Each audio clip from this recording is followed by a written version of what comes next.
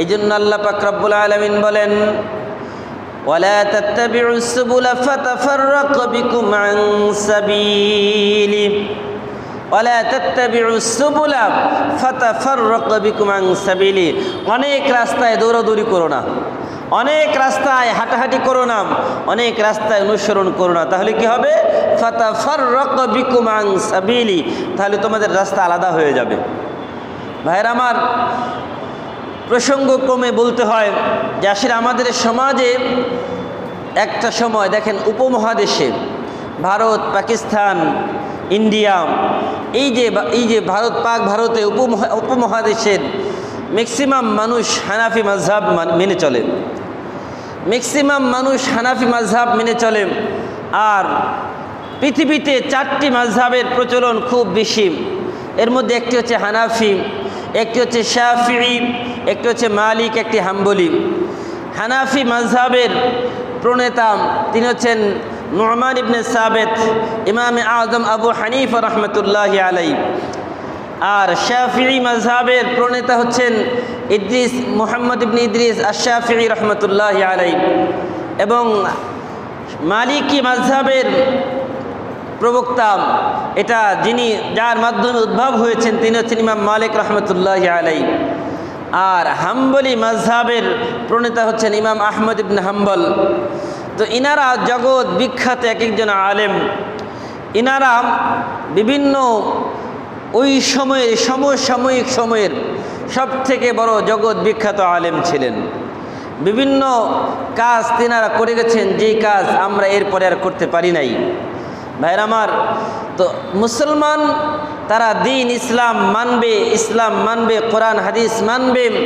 আল্লাহ রাসূল সাল্লাল্লাহু আলাইহি সাল্লাম বলেছেন, তারাকতু ফীকুম আমরাইন লান তাদিল্লু মা তামাসসাকতুম বিহিমা কিতাবাল্লাহ ওয়া সুন্নাত রাসূলি। আল্লাহ রাসূল বলেন, তোমাদের কাছে আমি 2টি জিনিস রেখে গেলাম, একটি হচ্ছে আল্লাহর কিতাব, আর একটি হচ্ছে সুন্নাহ। সুতরাং তোমাদের মধ্যে থেকে যারা এই আল্লাহর কিতাব কোরআন এবং সুন্নতকে আঁকড়ে ধরবে তারা কখনো পথভ্রষ্ট হবে না। বলেন কয় জিনিসের কথা বলেছেন? 2 জিনিস, একটি হচ্ছে কোরআন, একটি হচ্ছে সুন্নাহ। এখন আমাদের সমাজে একদল মানুষ যারা বলেন যে ইসলামের দলিল হচ্ছে 2টি, কোরআন আর হাদিস, এই 2টাই যথেষ্ট, আর কিছু লাগবে না। এই জন্য এখান থেকে একটা জিনিস মনে রাখবেন, আল্লাহ রাসূল বলেছেন তোমরা সুন্নতকে আঁকড়ে ধরো, কোরআন এবং সুন্নাহ। এটা এই জন্য আল্লাহ রাসূল সাল্লাল্লাহু আলাইহি সাল্লাম এক হাদিসের মধ্যে বলেন যে কিয়ামতের ময়দানে মোট দল হবে 73টি, এর মধ্যে 72 দল এরা জাহান্নামে যাবে, আর 1 দল এরা জান্নাতে যাবে। সাহাবায়ে কেরাম প্রশ্ন করলেন, ওগো আল্লাহর হাবিব, ওই যে 72 দল জাহান্নামে যাবে আর 1 দল জান্নাতে যাবে, এই জান্নাতে যারা যাবে তাদের পরিচয়টা কি? আল্লাহ রাসূল বলেন, মা আনা আলাইহি ওয়া আসহাবি, আমি এবং আমার সাহাবারা যেই দলের উপরে আছি, যেই মতের উপরে আছি, এটা হচ্ছে জান্নাতি কাফেলা। সুতরাং জান্নাতি কাফেলার নাম হচ্ছে আহলে সুন্নত ওয়াল জামাআত। কি বললাম? সবাই বলেন আহলে সুন্নত ওয়াল জামাআত।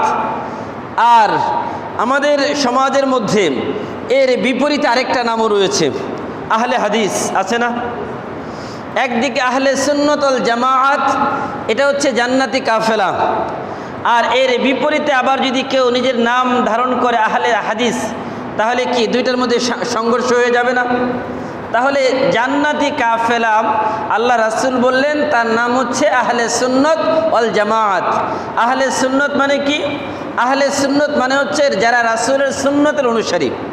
জামাআত মানে কি? জামাআত মানে হচ্ছে যারা জামাআতে সাহাবীদের অনুসারী। আর এই ব্যাপারে আল্লাহ রাসূল কি বলেছেন? আল্লাহ রাসূল বলেন, আলাইকুম বিসুন্নতি ওয়া সুন্নাতিল খুলাফাইর রাশিদিনাল মাহদিয়িন আদ্দু আলাইহা বিন্নাওয়াজিজ। এখন যারা আহলে সুন্নত তারা তো রাসূলের সুন্নাহ মানে এবং জামাতে সাহাবীদেরও অনুসরণ করে। আর যারা আহলে হাদিস তারা বলে যে আমাদের শুধু হাদিস দরকার, জামাতে সাহাবা দরকার নাই। কেন? তারা তো আহলে হাদিস দাবি করছে, আহলে সুন্নত না।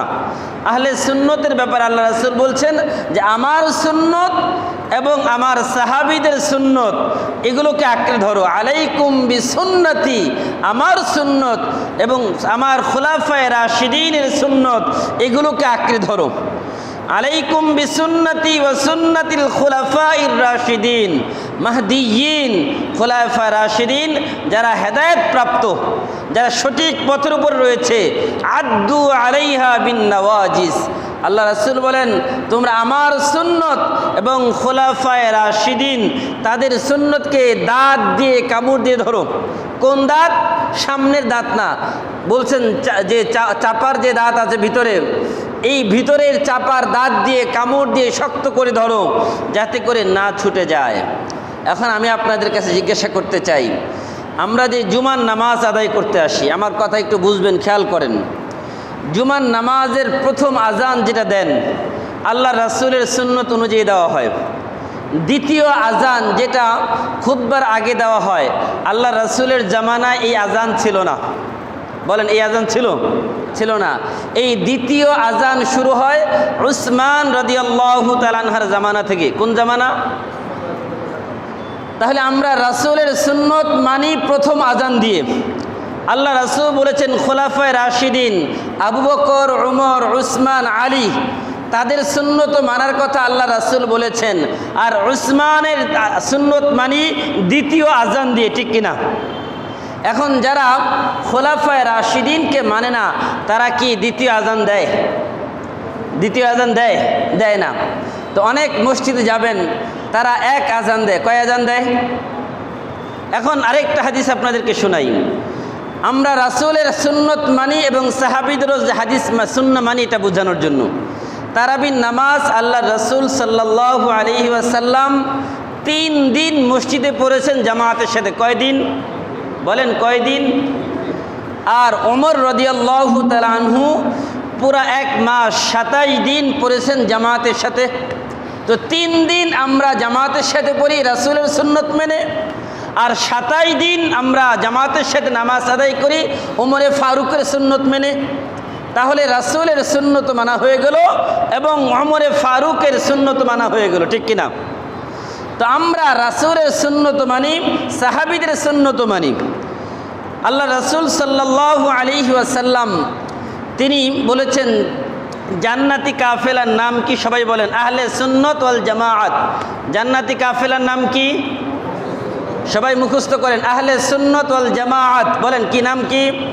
আহলে সুন্নত। বলেন আহলে সুন্নত ওয়াল জামাআত।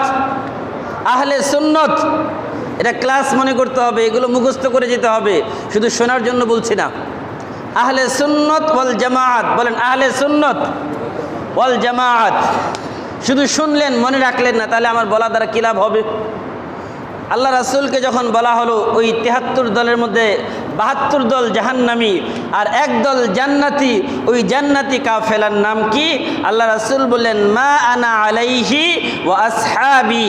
তার মানে হচ্ছে আহলে সুন্নাত ওয়াল জামাআত এই কাফেলার যারা অধিকারী তারাই হচ্ছে জান্নাতি, আর যারা এর বাহিরে থাকবে সব জাহান্নামী। তার মানে কি? ফারিকুম ফিল জান্নাহ ও ফারিকুম ফিস সাঈর। একদল জান্নাতে যাবে আর একদল জাহান্নামে। এটা আমার কথা না, আল্লাহর কথা, আল্লাহর কোরআনের কথা ভাই। এখন